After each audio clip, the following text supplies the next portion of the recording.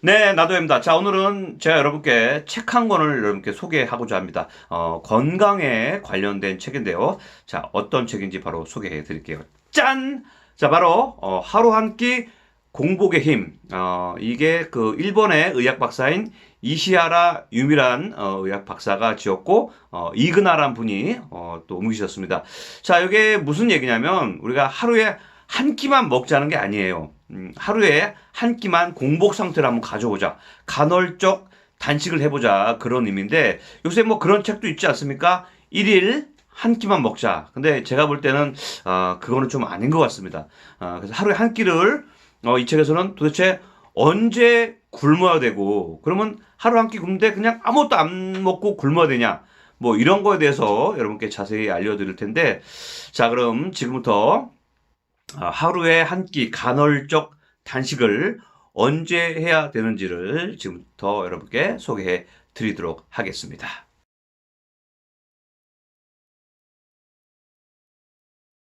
자, 보셨죠? 배가 부를 때 면역력이 떨어진다. 이게 무슨 얘기냐면 여러분들 한번 생각을 해보세요. 아침에, 특히 아침을 많이 먹잖아요? 그러면 굉장히 배가 부르고, 사람이 좀 움직이기 싫고, 뭐, 귀찮아져요. 만사가 다 귀찮아집니다. 어떻게 보면 하루에 일과를 시작해야 될 아침에 아침을 이렇게 많이 먹어버리면 사람이 정말 많이 무기력해집니다. 여러분도 그런 경험을 한번 해보셨을 거예요. 그죠?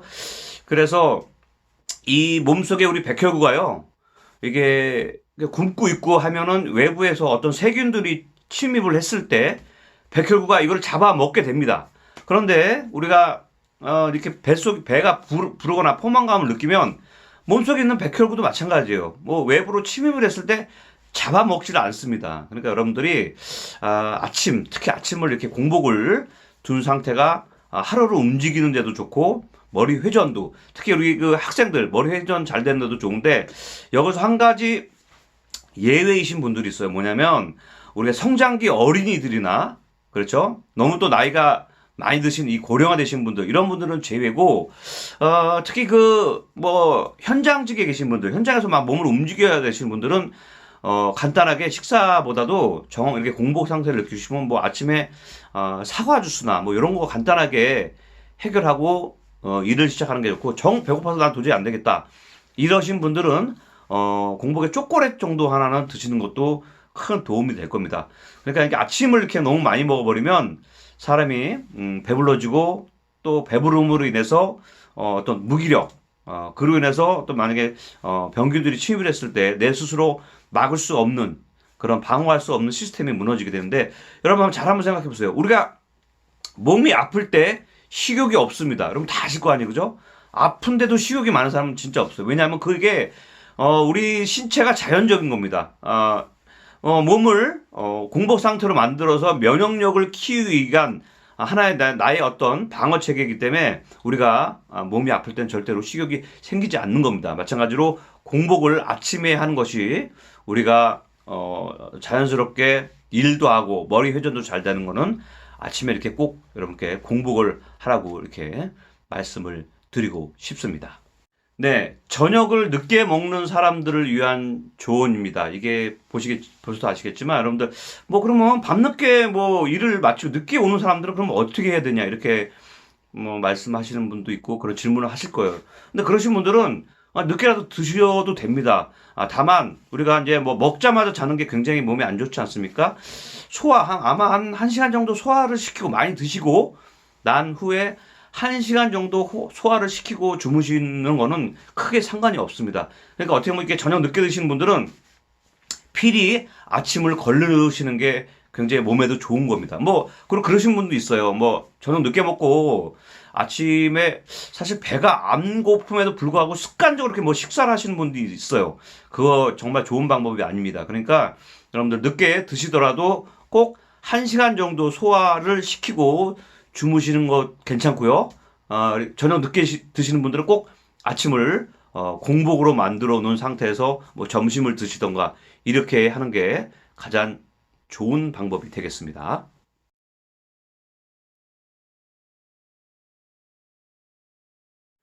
네, 병이 생기는 한 가지 원인. 이게 뭐냐면 바로 피가 맑지 않아서 혈액이 깨끗하지 않아서 이런 우리 병을 달고 사는 건데, 자, 그러면 어떻게 하면 피를 맑게 할 수 있냐? 이게 이제 뭐 동양의학에서는 2000년부터 이렇게 정의를 내리고 있어요. 근데 어떻게 하면 피를 맑게 할 수 있냐? 방법은 하나입니다. 우리 몸을 건강하게 만드는데 그럼 어떻게 건강하게 해야 되냐? 이 공복 상태를 가지고 있는 게 정말 좋습니다. 우리가 뭐 보통 요새 서구화되고 현대화되다 보니까 굉장히 그 고기, 육류 섭취를 굉장히 많이 하고, 사실 저도 육류 섭취를 많이 하는데, 육류를 뭐 끊으실 수 없으신 분들은 그나마 육류 섭취할 때 뭐 채소나 야채 이런 걸 좀 많이 드셔야 되는 거 다 아실 거예요. 근데 정말로 고기 좋아하시는 분들은 그 고기에다 소금에 찍어 먹고 고기 자체만 좋아합니다. 이러신 분들의 특징이 뭐냐면 대변을 보잖아요. 그러면 그 악취가 정말로 많이 나요. 정말 심하죠. 아실 거예요. 저도 그 고기 먹은 날 대변 보는 거랑 아니면 뭐 가볍게 뭐 이게 채소 위주의 식사를 했을 때랑 대변 냄새가 틀리거든요. 그러면 이 육류에 있는 그런 이 단백질을 어떻게 대체할 수 있냐? 이거 어패류로 아니면 생선, 등푸른 생선으로도 충분히 보충을 할 수 있으니까, 이 너무 육류를 많이 먹는 것도 안 좋고, 그리고 또 고기 우리가 혈액을 또 탁하게 하는 원인 중에 하나가 뭐냐면 바로 과식하고 음주입니다. 뭐 여러분 잘 아실 거예요. 뭐 과식, 뭐 우리 정말 많이 먹어봤자 좋을 게 하나도 없는 거예요. 예전부터 장수하시는 분들 보면 항상 소식을 하고 배고픔을 느낄 때 딱 배부름, 포만감을 느끼기 전까지만 이렇게 식사를 하셨는데, 현대인의 병, 지금 어떻게 보면 당뇨, 이거 고급병 아닙니까? 너무 많이 먹어서 생기는 병이기 때문에 여러분들 항상 식사 조절을 하시고, 삼시세끼 다 드시려고 하지 마시고 아침이라도 꼭 이렇게 간헐적 단식을 하는 게 여러분의 건강에 큰 도움이 되는 거고, 과음, 뭐 제가 술을 먹지 말라는 얘기가 아니에요. 술을 드셔도 하루에 한 맥주는 한 2병 정도가 좋다고 이렇게 책에도 나와 있고, 과음만 안 하면 되고, 그 너무 자주 마셔도 안 되는 거예요. 예를 들어서 일주일에 4일 마시는 사람이랑 한 달에, 아니 일주일에 한 2번 마시는데, 물론 자주 마시는 것도 안 좋지만 이 포금하는 자체도 엄청 안 좋거든요. 그러니까 여러분들이 과음이 정말 안 좋습니다. 이거를 항상 기억을 하시고 생활하시면 여러분의 건강, 깨끗한 혈액을 잘 유지할 수 있지 않을까, 이런 생각이 듭니다.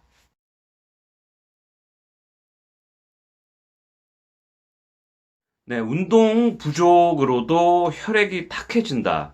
자, 이거 무슨 얘기냐면, 그러니까 우리 몸은요, 약 근육이 40% 정도를 차지하는데, 이 근육을요, 제대로 이렇게 활용을 하지 못하면 그러니까 체온이 내려가고, 지방이 분해가 되지 않는다고 합니다. 우리 혈액이 우리 몸에서 한 바퀴 도는데 한 45초 정도 걸린다고 하는데요. 이게 시간이 더 지나고 운동을 안 하게 되면 한 60초 이상 지나면 우리 몸에 이제 노폐물이 쌓이게 되는 거죠. 그래서 우리 운동하고 나면 항상 땀을 많이 흘리지 않습니까? 이 땀이요, 정말 중요한 게, 운동 안 하다가 운동 한 번에 한 몇 달 안 하다가 운동하시면 온몸에 그 노폐물 빠질 때 이상한 냄새 같은 게 나요. 저도 한번 경험을 했습니다. 하도 운동 안 하다 운동하니까 막 약간 찌린내 같은 게 나더라고. 그게 뭐냐면 정말 우리 몸에 있는 노폐물을 밖으로 빼는 거니까 얼마나 중요한 역할을 하는 거예요. 근데 사람들은 운동 안 하면서 그걸 잘 모르고 있고, 사실 그걸 저도 잘 못 느꼈거든요. 그렇기 때문에 운동을 안 하다 보면 체온이 내려가고 지방 분해가 안 돼서 결국 노폐물 쌓이고 병이 생긴다는 걸 여러분들이 꼭 기억을 하시고, 기양 운동 하시려면 정말 땀을 정말 많이 흘려야 돼요. 이 땀이 노폐물 빠지면서 우리 몸을 자연스럽게 건강하게 정화시킨다는 걸 여러분들이 꼭 기억을 하셨으면 좋겠습니다.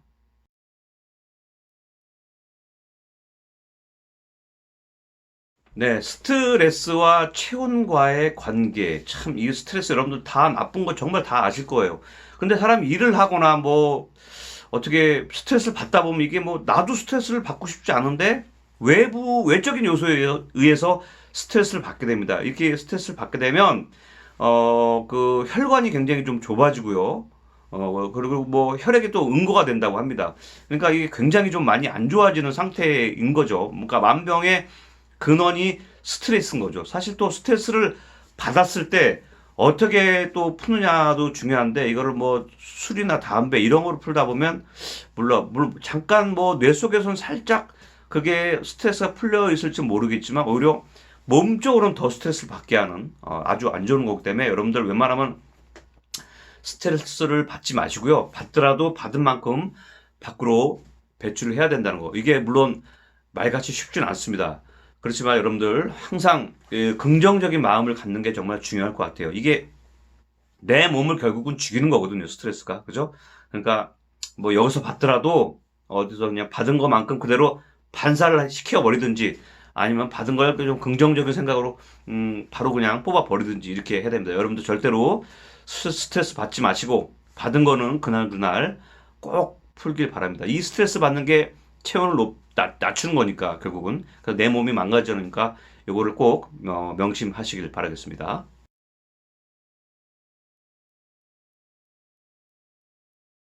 네, 남자는 1년에 두세 번 헌혈을 하라. 뭐 이게 이제 무슨 얘기냐? 그 일본에 도후코라는 그 농사를 짓는 어떤 지방이 있는데 농사를 위주로 하겠죠. 거기 이제 중노동 하시는 분들이 1년에 꼭 하는 게 있답니다. 바로 뭐냐면 거머리로 이제 사혈을 한다 그래요. 사혈은 이제 우리의 피를 이제 몸 밖으로 빼는 걸 얘기하는 거잖아요. 이 사혈을 하면 그렇게 아팠던 몸도 금방 이렇게 또 치유가 된다고 하는데 자, 여러분들 남자와 여자와의 생명 어떤 그 평균 연령을 보면 항상 여자가 장수를 하지 않습니까? 자, 그 이유가 뭐냐? 이게 바로 여자는 이 생리를 하기 때문이라고 합니다. 몸 밖에 나쁜 피를 빼내면서 좋은 피가 자연적으로 원활하게 돌아가게끔 하는 거. 이 원인 때문에, 이 이유 때문에 항상 여자들이 남자보다 장수를 하는 비결이라고 하니까 여러분들 뭐 특히 이제 뭐 특히 혈액이 좀 탁하거나 몸이 좀 찌뿌둥하시다 이런 분들은 1년에 꼭 한두 번씩은 아니면 두세 번씩 헌혈을 하는 게 좋다고 하는데 우리나라 사람들의 인식이 괜히 헌혈하면 좀 찝찝하다는 생각을 하시는 것 같아요. 근데 이렇게 일부러 이렇게 피를 몸 밖으로 빼는 게 우리 건강에도 큰 도움이 된다고 하니까 저도 이제 헌혈을 하고 여러분들도 1년에 뭐 두세 번 안 되더라도 꼭 한 번 정도는 헌혈을 하시라고 이렇게 말씀을 드리고 싶습니다.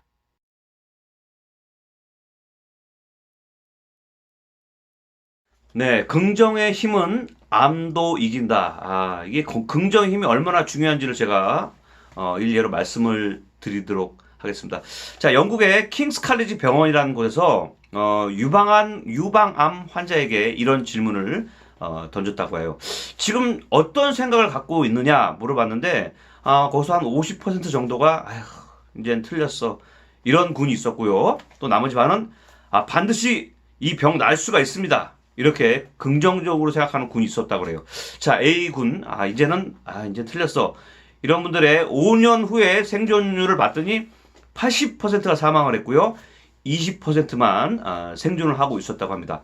그런데 B군, 반드시 날 수 있어요. 이렇게 긍정적으로 생각하신 이 B군의 이 생존 확률을 봤더니 세상에나 90%가 생존을 해 있었다고 합니다. 야, 정말 긍정의 힘은 모든 거를 바꾼다고 하는데 진짜 이 얘기가 맞는 것 같아요. 왜냐면 우리가 내 속으로 뭐 어떤 일이 있을 때 뭐 예를 들어서 제가 야구 좋아하니까 야구를 생각해 보세요. 나는 이 공을 칠 수 있어. 칠 수 있어 하면 정말 그 공을 칠 수가 있습니다. 그런데 지레 겁먹고서 강속구 던지는 거 보고서 나 이거 못 칠 것 같은데 안 될 것 같은데 그럼 정말 그 공을 못 쳐요. 그러니까 사람들이 여러분들이 생각할 게 꼭 긍정적인 생각을 해야 돼요. 그죠? 난 할 수 있어. 할 수 있어. 이런 생각, 긍정적인 생각이 삶의 흐름을 바꾸고 이 삶이 변화되다 보면 제 인생, 여러분의 인생도 바뀌게 된다는 것을 꼭 명심하시길 바라겠습니다.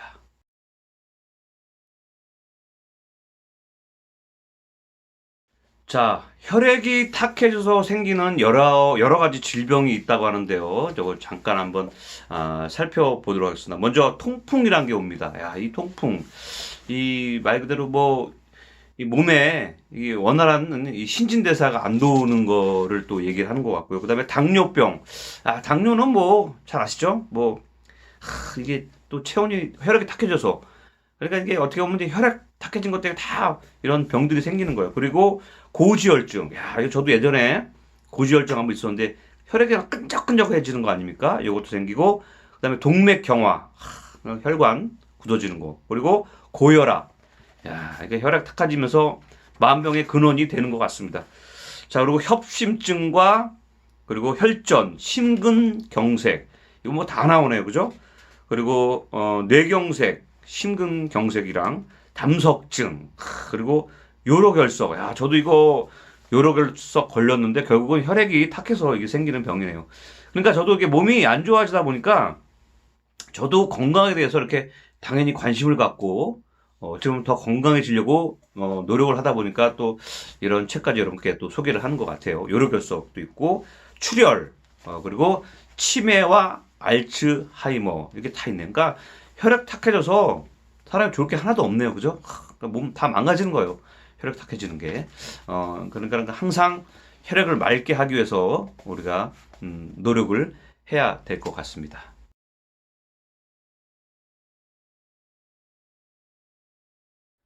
자, 혈액이 탁해지면 암 유전자가 눈을 뜬다. 말 그대로 이 혈액이 탁해짐으로 해서 이제 몸에 이제 이상 반응이 오면서 이렇게 쭉 그 암 생길 수 있는 유전자적인 요건을 갖추게 되는 거고요. 그리고 이 백혈병, 이것도 어떻게 보면 혈액 오염 때문에 이게 시작이 되는 거예요. 그렇기 때문에 여러분들 그 혈액을 항상 우리가 맑고 깨끗하게 유지를 해야 되는데, 자, 그러면 어떻게 하면 혈액을 깨끗하게 할 수 있나를 이제 지금부터 이제 말씀을 드려야 될 것 같아요. 자, 일단 혈액을 깨끗하게 하기 위해서는 내 몸이 일단 체온이 올라가야 됩니다. 자, 특히 배 쪽에 배를 굉장히 좀 따뜻하게 하셔야 되는데, 그럼 어떻게 배를 따뜻하게 해야 되냐? 복대 하시는 게 굉장히 좋다고 해요. 정말 체온이 낮으신 분들은. 그래서 복대를 하는 것도 굉장히 좋고, 저는 이거를 굉장히 좀 강추를 드리고 싶어요. 사우나가 아니고 목욕입니다. 샤워 아니에요, 샤워. 샤워가 아닌 목욕. 특히 이제 반신욕 같은 거를 이렇게 하시잖아요. 그러면 내 체온이 정말로 많이 올라옵니다. 최소한 아마 목욕하고 나서 반신욕 하고 나서 몸에 그 체온을 재고 나면 아마 1도 이상 올라갈 거예요. 그래서 저도 좀 이렇게 혈액 순환이 이렇게 저도 원활한 편이 아니기 때문에 뭐 결림 현상이라든가 쥐가 잘 나신다든가 이러신 분들은 필히 뭐 목욕을 하셔야 돼요. 특히 이 겨울철에는 또 이 혈액 순환이 잘 안 되기 때문에 일주일에 한 번씩 뭐 더 자주 가시는 것도 좋고, 목욕을 자주 하시라고, 특히 반신욕을 자주 하시라는 또 얘기를 드리고 싶고, 저희 선배님이시죠. 우리 대선배님이신 우리 송혜 선생님이 이렇게 장수할 수 있는 비결도 목욕을 또 이렇게 꼽으셨어요. 그 송혜 선생님이 아마 제가 얘기를 거의 매일 목욕탕에 가서 목욕을 하신다고, 아마 반신욕을 하시겠죠. 그리고 차를 안 끌고 다니시고 대중교통, 지하철을 뭐 이런 걸 이용하시면서 직접 두 발로 걸어 다니면서 이렇게 건강을 유지한다고 하니까, 여러분들 체온을 올리기 위해선 꼭 반신욕, 목욕을 하는 거를 여러분께 추천을 드리도록 하겠습니다. 자, 그럼 이렇게 탁해진 혈액을 어떤 음식을 섭취함으로 인해서 좀 맑게 할 수 있을까 책에 나오는데, 당근 사과 주스가 이렇게 좋다고 합니다. 그러니까 당근과 사과를 갈아서 아침에 공복에 이거를 드시면, 꾸준하게 드시면 내 몸이 변화하는 그 어떤 과정을 직접 경험을 할 수 있다 그래요. 당근과 사과, 이게 사람 체온을 높이는 데도 굉장히 큰 도움도 되고 우리 몸을 활성화시킬 수 있는 그런 아주 큰 방법이라 하고요. 이 책에 이제 단식원도 뭐 얘기가 나와요. 모스크바 단식원을 직접 가서 이렇게 봤는데, 이 단식원 가면요, 그러니까 굶는 거잖아요, 그죠? 일주일만 하면 이 뭐 그 단식원에 아침에 그 도움 주는 간호사분이 아침에 하는 일들이, 단식원에 있는 분들을 창문을 먼저 연다 그래요. 왜냐면 몸에서 정말 무슨 말도 안 되는 냄새가 아침에 그렇게 많이 진동을 한다 그래서 아침에 환기를 시킨다 그래요. 그만큼 단식을 하면서 내 몸에 있는 노폐물이 어마어마하게 빠져나간다고 합니다. 여러분들, 저도 그것까지는 아직 경험을 해보진 못했는데, 그거의 간접 경험이 운동 아닙니까? 그죠? 운동해서 내 몸에 있는 노폐물을 빼보면 진짜 운동 한참 안 하다 하면 진짜 몸에서 막 이상한 찌린내도 많이 나고 하는데, 여러분들 뭐 당근 사과 주스, 뭐 꼭 당근 사과가 안 되더라도 사과 주스라도, 당근 주스라도 이 동시에 또 드시는 게 좋다고 하니까 공복 상태, 아침 공복 상태를 꼭 만들어 주시고, 그 다음에 가볍게 드시는 거, 이것도 좋을 것 같고, 목욕을 자주 하라는 말씀을 또 드리고 싶네요. 자, 여러분들, 우리가 뭐 현대인들은 그래요. 뭐 지금 뭐 굶어서 뭐 죽는, 뭐 물론 일부 나라, 아프리카 이런 나라도 있겠지만 우리가 거의 현대인들은 거의 성인병 아닙니까? 너무 많이 먹어서 과식을 해서 이런 병들이 많이 생기는데 반대로 하루에 한 끼 정도는 단식을 하는 거, 특히 아침을 안 드시고 단식을 하면 여러분들께 큰 도움 되지 않을까. 나는 죽어도 아침 먹어야 되겠다 이러신 분들은 사과 주스나 이런 거 간단하게 내 몸을 챙길 수 있는 방법이고요. 그리고 여러분들 아까도 말씀드렸지만 꼭 목욕하는 거, 이것도 반신욕하는 것도 여러분들에게 큰 도움이 된다고 합니다. 자, 제가 오늘 이게 소개시켜 드린 책이죠. 하루 한 끼 공복의 힘. 뭐 전체적인 제가 얘기를 다 드리진 못했지만 어느 정도 이 책에 있는 내용을 제가 여러분께 제 안에서 다 말씀을 드렸습니다. 정말 더 자세한 거를 또 알고 싶은 분들은 직접 이시아라 유미 박사가 지은 하루 한 끼 공복의 힘 책을 직접 여러분께 보시라고 제가 권장을 해 드리고 싶습니다. 자, 여러분 어떻게 나도야가 추천한 하루 한 끼 공복의 힘 어떻게 큰 도움이 됐나 모르겠습니다. 여러분들 늘 건강한 삶을 사시길 바라겠고요. 저도 늘 건강하기 위해서 노력을 하도록 하겠습니다. 자, 오늘 그러면 나도야가 소개한 하루 한 끼 공복의 힘 여기서 마무리하도록 하겠습니다. 바로 이 책입니다.